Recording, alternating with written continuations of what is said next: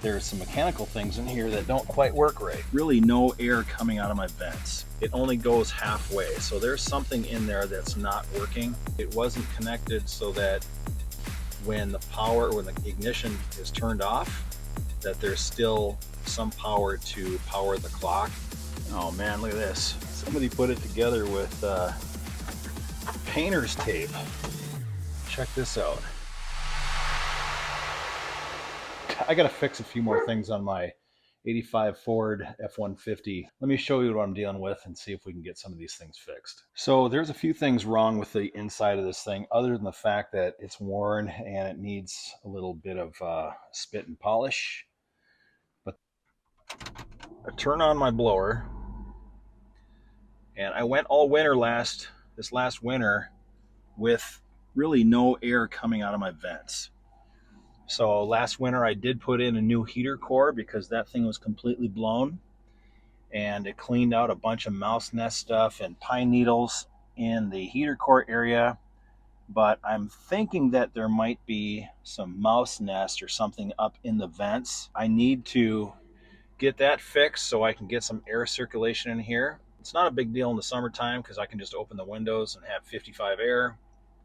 But in the wintertime, if you want heat in here, it's not going to warm up. The other thing is let's see here. This lever going from hot over to cold, it only goes halfway. So there's something in there that's not working. And in this area, my stereo, apparently when it was installed, it wasn't connected so that when the ignition is turned off, that there's still some power to power the clock and keep the stations programmed. So I'm going to take this whole area out here and see if I can fix the stereo, find a positive wire that should be connected to that. Also take the control panel off for the air. But the first thing I'm going to do is I'm going to see if I can figure out why I have a blockage and I'm not getting any air from my fan. I can hear the fan running, and when I took the heater core apart, I looked at the fan blades that all looked like it was in good shape. So I really think there's a blockage. So that's the first thing we're gonna look at here and see if we can figure that out and get that fixed.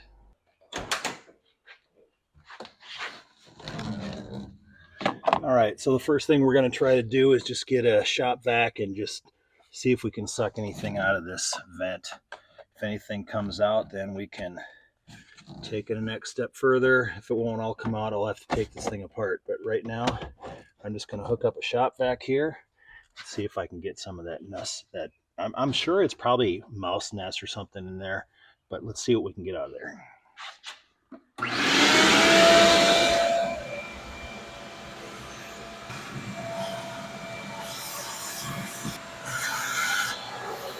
Thought I heard a little bit of stuff come out of there, but it doesn't sound like it was much. So I'm going to turn it on and see if we get any airflow through here.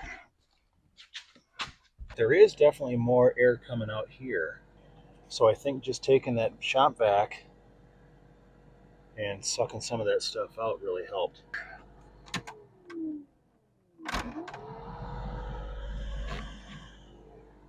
I'm going to pull the fan motor out of there and make sure that that fan is actually operating the right way and putting out the air volume that it should.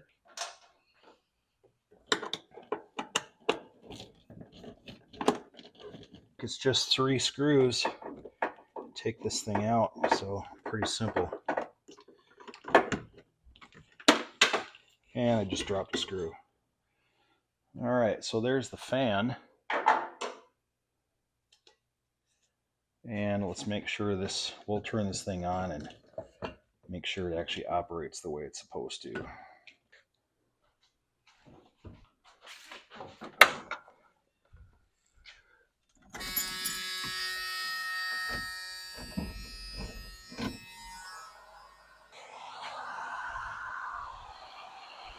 Yep. That fan motor's working good. Nothing wrong with that. So we can check that off the list. Next thing I'll do is I'll stick a vacuum hose inside here and see if there's any other stuff that I can suck out of there. I don't think much came out of there. And it should have been clean already, because when I changed the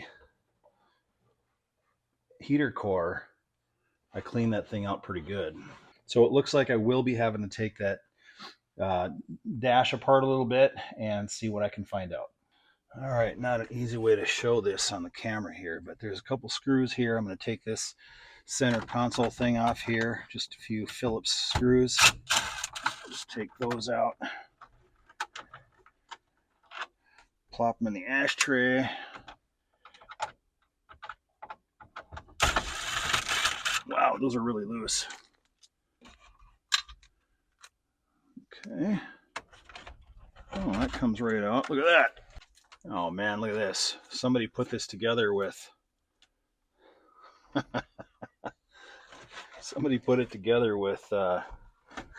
painter's tape. Check this out. Not electrical tape, painter's tape. I think, yeah, that's just speaker wire, but still, that is not professional. So I'll have to get this figured out here. But that's not the priority. Right now I need to figure out why my lever doesn't work.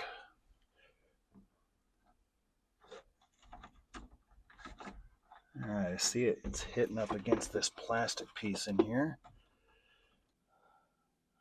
All right, I decided just to go ahead and take this data panel off here so I can get down in there and see what's going on. So just a few screws on the bottom part of this dash panel I took off, and let's see what's inside here. Figured out why that lever wasn't working right. See if we can get a light in here. See this white box right there?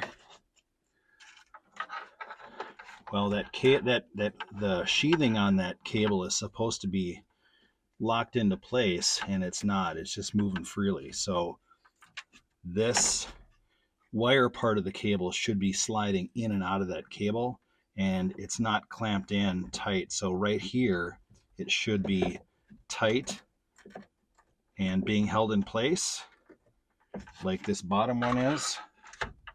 And the bottom one's working fine, but this top one here, it's not holding the cable. So I don't know if it's just loose or what. So we're going to pull that out, see if we can just tighten that thing up and make it an easy fix.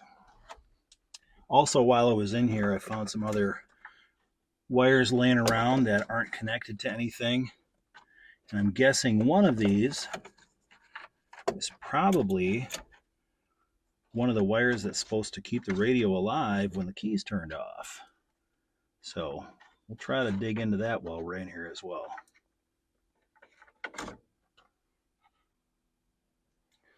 So I figured out why that cable wasn't being held in place. There's a little plastic piece that was screwed into that hole right there and laying over the cable, and that was supposed to hold the cable in place, but that plastic piece, of course, is cracked out. So I'm going to see if I can find some sort of metal part, make one if I have to, just to put in there and hold that cable in place nice and tight, and that'll solve my vent selector lever problem. So this is the little plastic piece that was in there, supposed to be holding that cable down. Of course, that's cracked out. So I just need to find maybe a metal bracket or something that I can manufacture and make a new one of these. Found this metal bracket in my scrounge drawer. The holes that are already drilled in it are the same size as the one in the plastic piece. So I think I'm just gonna cut this up and use this as a new bracket and see how that works.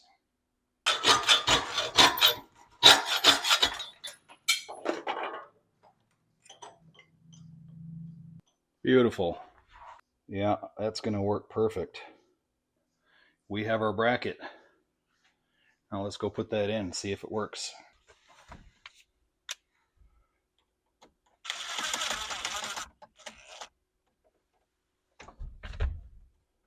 Yeah, that's in there tight now. All right, let's see how that works. Oh yeah. I can hear the door closing and opening.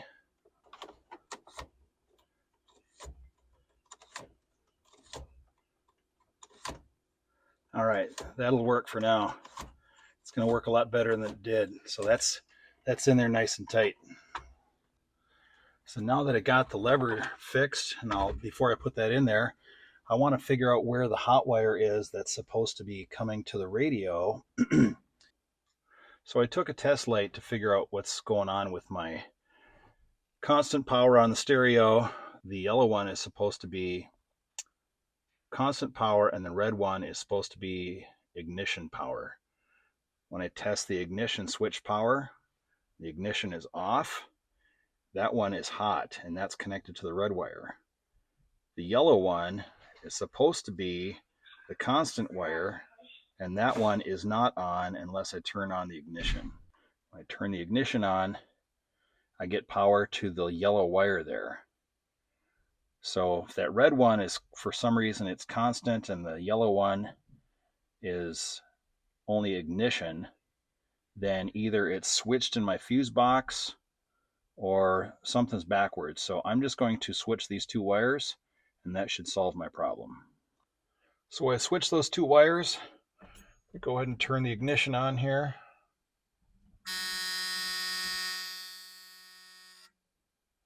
And my time is still working. So I think that swapping those two wires around fixed the problem. Easy peasy. So we got all that stuff fixed that I wanted to get fixed. Got the radio fixed, got the levers fixed. They work great now. They can slide over to where they're supposed to be, all the way to each side.